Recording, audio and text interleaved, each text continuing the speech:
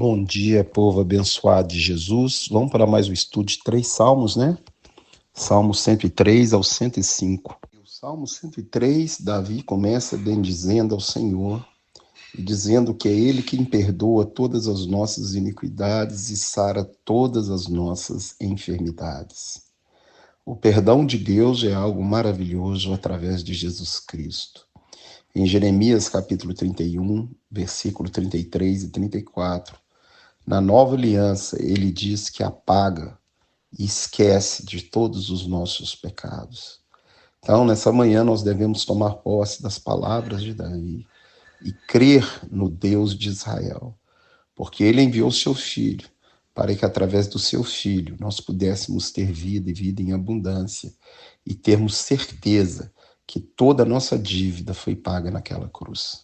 Ele continua quem da cova redime a sua vida. Ou seja, a promessa que um dia nós iremos ressuscitar e morar com o Senhor. E ele continua: o Senhor é compassivo, misericórdio e assaz benigno, não retém a sua ira para sempre e tem prazer na sua misericórdia. Não nos trata conforme nós merecemos, conforme as nossas iniquidades, nem nos retribui segundo os nossos pecados, porque ele é misericordioso. É interessante que no livro de Tiago fala que a misericórdia do Senhor triunfa sobre o juízo. Antes de executar o seu juízo, ele lança da sua misericórdia. E a misericórdia dele tem um nome. Há 2000 anos numa cruz, a misericórdia do Senhor se manifestou para todos aqueles que quiserem. Como um pai se compadece de um filho, ele se compadece de nós, porque conhece a nossa estrutura e sabe que nós somos pó. O Salmo diz que os nossos dias são como a erva e como a folha da erva, que logo passa e murcha diante da eternidade do nosso Deus, que não tem início, nem meio, nem fim. Ele é eterno. Sua misericórdia vai de eternidade a eternidade sobre os que o temem. Nos céus estabeleceu Deus o seu trono, e o seu reino domina sobre tudo. 1 Coríntios capítulo 15, verso 20 em diante, fala que Deus sujeitou embaixo dos pés de Jesus todas as coisas. Hoje, Senhor, Jesus é Senhor do universo, do céu, da terra, debaixo da terra, e não move uma folha sem a vontade dele. No céu, estabeleceu o trono do seu Filho, que está sentado à direita do Pai. Leia Hebreus capítulo 1. Davi fala várias vezes: bendize a minha alma, o Senhor. E a melhor coisa para você fazer nessa manhã é bendizer o Senhor, pedir a misericórdia dele, pedir que tome conta do seu dia. Salmo 104, possivelmente outro salmo de Davi, descreve a grandeza de Deus e a obra magnífica da sua criação. Detalha como ele criou os céus, como ele criou todas as coisas e exalta o nome do Criador. Diz que ele faz dos seus anjos ventos e dos seus ministros labaredas de fogo. Em Hebreus capítulo 1, verso 14, diz que anjos são espíritos ministradores enviados ao serviço daqueles que hão de herdar a salvação. E quando a gente lê Ezequiel, capítulo 28, já antes de Deus criar o universo, ele criou os céus. Gênesis 1:1. No princípio, criou Deus os céus, não o céu. E nesse céu, num deles, e já havia Satanás e os anjos. Anjos são ministros, são enviados a serviço daqueles que hão de herdar a salvação. Ele continua exaltando a grandiosidade da criação do Deus Todo-Poderoso. E ele fala que ele põe divisa nas águas. É interessante você ler Gênesis capítulo 1, verso 7, que quando Deus criou tudo, ele criou as águas embaixo do firmamento e havia também águas acima do firmamento. E foram essas águas acima do firmamento que causaram o dilúvio. Águas que haviam embaixo da terra vieram para cima da terra e águas que haviam acima do firmamento desceram. Então a Bíblia diz que as comportas do céu se abriram e as torrentes do grande abismo no dilúvio da época de Noé. Romanos capítulo 1, o apóstolo Paulo fala que o homem é indesculpável por não crer em Deus, porque a própria natureza testifica a existência do Criador. Leia Romanos 1 inteiro.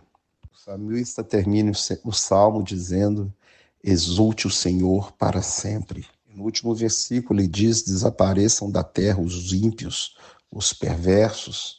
E isso vai acontecer quando Jesus voltar e executar juízo sobre toda a terra. E ele termina: bendize a minha alma ao Senhor. O Salmo 105 pode ser atribuído a Davi ou, quem sabe, a Asaf. Não se tem certeza. O Salmo 105 é a celebração de Deus com o povo de Israel, que diz: rendei graças ao Senhor e invocai o seu nome. O nome do Senhor deve ser invocado. Deus falou: invoca-me no dia da tua angústia, eu te livrarei e tu me glorificarás. Nós devemos glorificar o nome do Senhor todos os dias da nossa vida. E é interessante quando lá no livro de Êxodo fala para não usar o nome do Senhor, seu Deus, em vão. No hebraico original é não carregar a imagem do Senhor, seu Deus, em vão. Porque Deus tem uma imagem que nós devemos carregar na nossa vida e não podemos carregar essa imagem em vão. Em Colossenses 1,13 diz que Jesus Cristo, ele é a imagem do Deus invisível, o primogênito de toda a criação. Então, invocar o nome do Senhor, invoque Jesus Cristo, invoque esse nome, aquele que vive, reina e que vai voltar para nos buscar. Por isso, invoque e celebre o nome do Senhor. Faz conhecido entre os povos as suas maravilhas. E fazer conhecido entre os povos as maravilhas de Deus não é só contar a história de Israel, do que ele fez no Egito com o faraó, mas é você ser um testemunho vivo do poder, você ser mudado de dentro para fora. É interessante que em Jeremias 31, você lê lá o 34, 35, fala que ninguém vai precisar ensinar o seu próximo, conhece o Senhor, porque todos o conhecerão. Como que as pessoas vão conhecer o Senhor? Por causa do seu testemunho, da mudança na sua vida. É quando você fica parecido com Jesus. Essa é a melhor pregação, porque todos crerão em Deus. Quando virem a transformação que Deus fez na sua vida, te transformando de dentro para fora, em uma nova criatura, um novo homem, uma nova mulher, segundo a imagem do seu Filho amado, Jesus Cristo. E o Salmo vai falando dessas alianças, de tudo que Deus fez com esse povo, com Jacó, com Abraão, com Isaac, tudo que ele fez, transformando esse povo em testemunha na terra durante a sua peregrinação, principalmente durante os 40 anos no deserto, no qual ele não deixou faltar nada, não deixou faltar comida, não deixou faltar roupa, sustentou, carregou, era a nuvem de dia, a coluna de fogo à noite. Esse mesmo Deus é o seu Deus. E Jesus Cristo falou, estaria conosco todos os dias da nossa vida.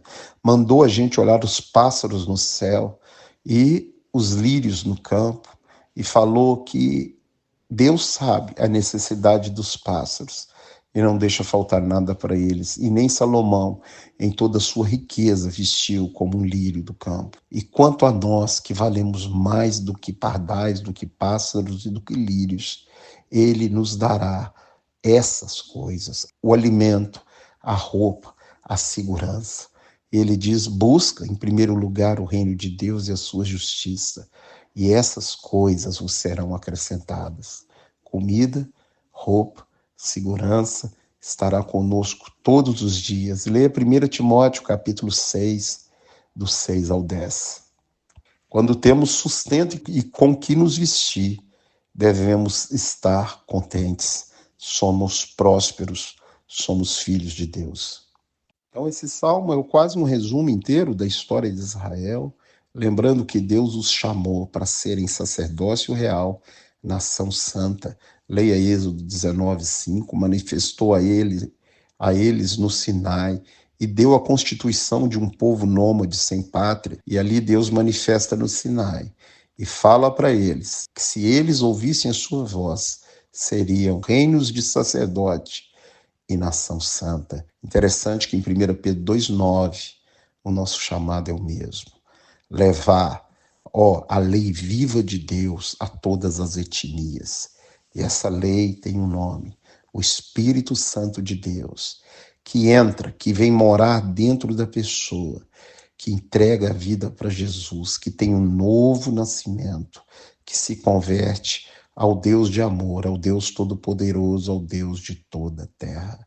Que Deus te abençoe, te guarde, te dê um dia abençoado debaixo da proteção dele, em nome de Jesus. Um grande abraço, fica na paz, em nome de Jesus.